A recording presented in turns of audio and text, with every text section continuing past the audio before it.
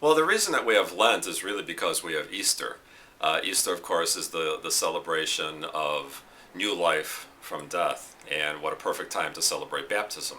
So we have Lent because people are preparing to be baptized at the Easter Vigil. And these last 40 days of their preparation before Easter are so intense that we as a community journey with them and prepare to renew our baptism with them.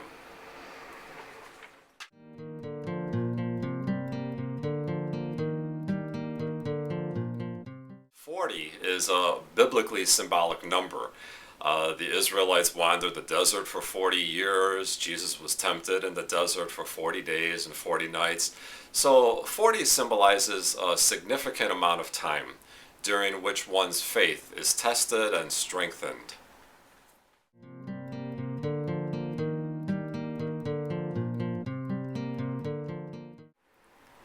Ashes remind us of our mortality. After all, that's what we turn into when we die.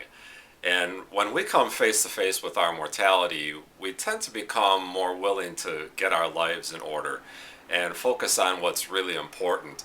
It's kind of like Ebenezer Scrooge facing up to his own death and deciding to mend his ways before it's too late. Well, in the same way, we wear ashes in the shape of a cross on our foreheads to symbolize our willingness to change, to die to sin, and to be born to new life in baptism.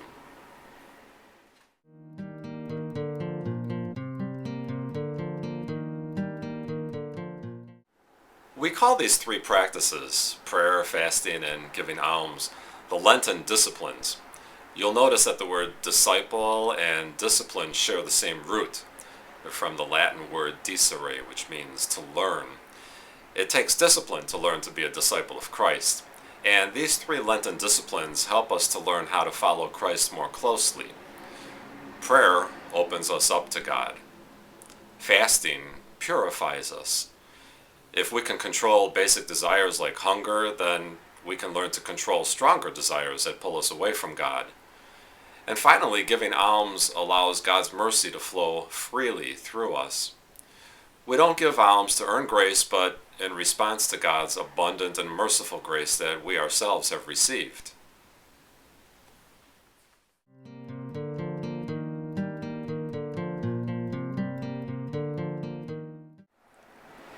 Well, we give things up during Lent as another way of practicing discipline. By exercising self-control, we can free our minds from desires for material possessions and pleasures and focus on the true happiness that can only come from faith in Jesus Christ. So we give up things that are obviously unhealthy for us, such as smoking or excessive eating and drinking or swearing and things like that. But we can also give up things that aren't bad in and of themselves, but that clutter up our lives, such as watching TV, listening to music, shopping, and so on.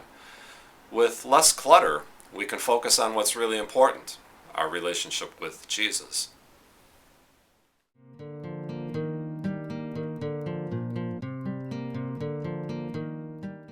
Meat is a symbol of luxury and wealth. You think about it, we talk about getting a job that pays enough to put meat on the table.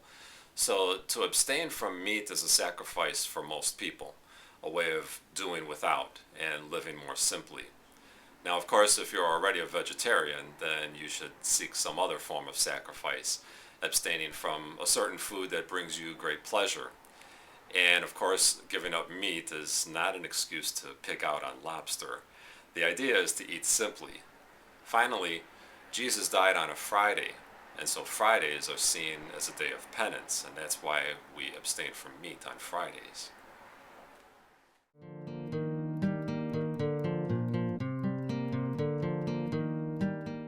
There's a lot of things people can do during Lent as opposed to not just giving up things. It's nice to take on things, to fill some of that space that perhaps we give up watching certain TV programs, and now we have some time in our evening to devote to doing some kind of service.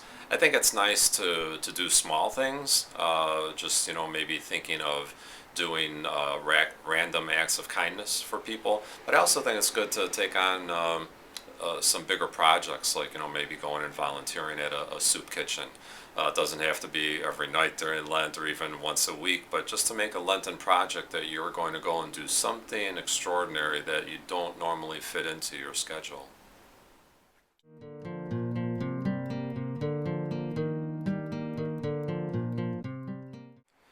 Purple has always been associated with sorrow and mourning, and during Lent we recall the suffering and death of Jesus.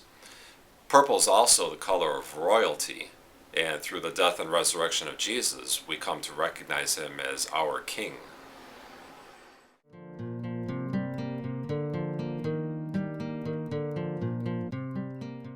Well, back in the early church, Christians would make a pilgrimage to the Holy Land to retrace the steps of Jesus on his way to the cross. And of course, as the church grew and such a pilgrimage became unrealistic for many people, they began to retrace the steps of Jesus on his way to the cross by reflecting on pictures that depicted those scenes. Well, during Lent, and especially on Fridays, when we reflect on the crucifixion of Jesus, praying the Stations of the Cross has become a time-honored devotion.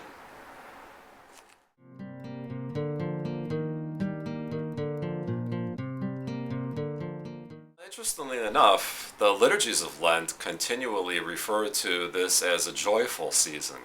So Lent is not a sad or somber time, but it is, however, a sober time.